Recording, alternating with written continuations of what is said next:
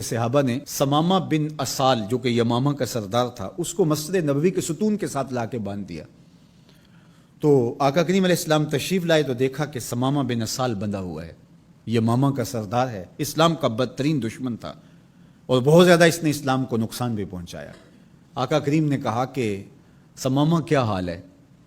تو اس نے کہا کہ اگر آپ مجھے قتل کریں تو میرا قتل رائے گا نہیں جائے گا، اور اگر آپ میرے عوض کوئی مال لینا چاہیں تو آپ حکم کریں، میں کنگال نہیں ہوں کہ نہ دے سکوں، اور اگر آپ مجھے یوں ہی چھوڑ دیں تو میں احسان فراموش شخص نہیں ہوں، اس نیکی کا بدلہ دوں گا۔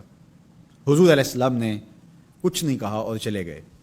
دوسرے دن حضور پھر تشریف لائے اور پھر کہا کہ سمامہ سنا کیا حال ہے؟ اس نے یہی باتیں دوبارہ کی کہ اگر آپ مجھے یوں ہی چھوڑ دیں تو مجھے احسان فراموش نہیں پائیں گے، خاندانی شخص ہوں، اس کا بدلہ چکاؤں گا، اور اگر آپ میرے عوض کچھ لینا چاہیں تو کوئی کنگال شخص نہیں ہوں کہ کچھ دے نہ سکوں، اور اگر آپ جو ہے وہ مجھے قتل کر دیں تو کوئی معمولی شخص نہیں ہوں کہ میرا قتل یوں ہی بھلا دیا جائے گا، اس کے بدلے میں خون کی ندیاں بہیں گی۔ حضور پھر خاموشی سے گزر گئے۔ تیسرے دن حضور پھر آئے اور کہا سمامہ کیا حال ہے؟ اس نے پھر وہی باتیں کی کہ اگر آپ مجھے یوں ہی معاف کر دیں تو احسان فراموش نہیں ہوں گا، اور اگر آپ مجھے قتل کر دیں تو میرا قتل رائے گا نہیں جائے گا، اور اگر آپ یوں ہی چھوڑ دیں تو پھر اس کے جواب میں میری طرف سے جو رد عمل ہوگا وہ بھی دیکھنے والا ہوگا۔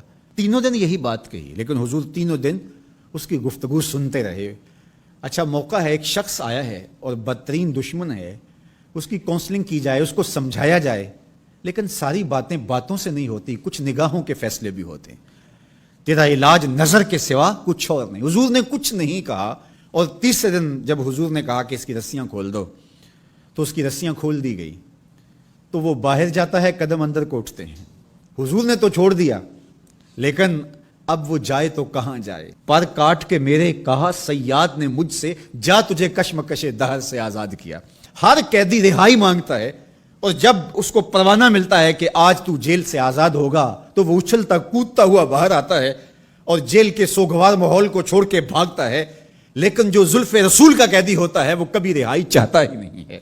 تمہاری زلف کے قیدی نرالی شان رکھتے ہیں، کبھی مانگا نہیں کرتے رہائی یا رسول اللہ۔ اب وہ باہر چلا گیا اور غسل کر کے پھر پلٹ آیا اور حضور علیہ السلام کے ہاتھ پہ بیعت اسلام کرتا ہے۔ اسلام لانے کے بعد اب وہ جو پہلی بات کرتا ہے وہ سنیے۔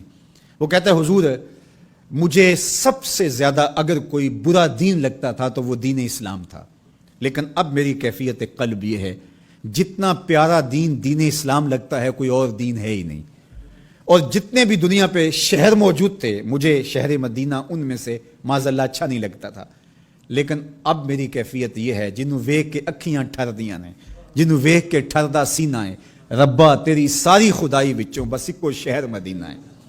تیسری بات اس نے حضور کے چہرہ انور کے بارے میں کہی کہ پہلے آپ کے بارے میں میری رائے اچھی نہیں تھی، اور اب آپ کے چہرے کو دیکھتا ہوں تو ٹھنڈ پڑتی ہے، روح کو قرار ملتا ہے، ایسا سونا اور حسین چہرہ مجھے کائنات میں کہیں دکھائی نہیں دیتا۔ مکھ چند بدر شاہ شانی ہے، متھے چمک دی لاٹ نورانی ہے، کالی زلف تے اکھ مستانی ہے، مخمور رکھی ہن مد بھریاں۔ اب اسلام لانے کے بعد جو فوری تبدیلی اس نے محسوس کی اس کو بیان کیا۔ حضور کائنات میں سب سے محبوب چہرہ اگر مجھے نظر آتا ہے تو وہ آپ کا ہے۔ تو ادھر ایمان لایا اور ادھر دل میں یہ تغیر اور یہ تبدیلی پیدا ہوئی، تو ایمان کے ساتھ جڑی ہوئی محبت ہے۔ جب محبت ہوگی تو پھر ایمان ہوگا، اور اگر محبت نہیں ہے تو ایمان کی نفی کر دے گی۔ لا یؤمن احدکم حتی اکون احب الیہ من والدہ و والدہ والناس اجمعین۔ محمد کی محبت دین حق کی شرط اول ہے، اسی میں ہو اگر خامی تو سب کچھ نامکمل ہے۔